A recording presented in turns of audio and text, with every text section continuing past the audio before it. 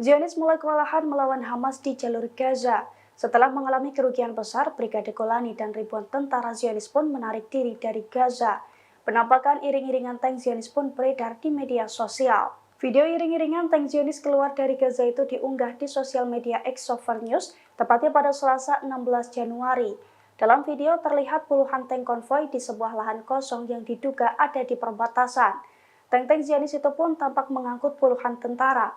Sementara di keterangan video dijelaskan, kemungkinan besar konvoi itu dari Brigade Golani. Pasalnya mereka sengaja menarik diri dari Gaza seusai mengalami kekalahan melawan Hamas. Video tersebut muncul seiring dengan pengakuan IDF pada Senin 15 Januari bahwa Zionis menarik divisi ke-36, yang mana divisi tersebut terdiri dari ribuan tentara dari Brigade Golani, Brigade ke-6 dan ke-7, juga Brigade 188 dan Korps Teknik. Terkait hal itu, saat ini tercatat hanya tinggal 3 divisi militer saja yang bertahan di Gaza.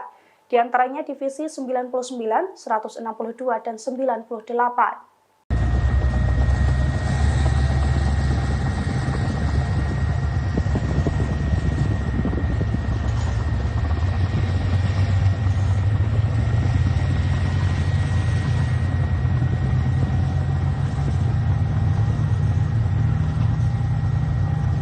Download Tribun X sekarang, menghadirkan lokal menjadi Indonesia.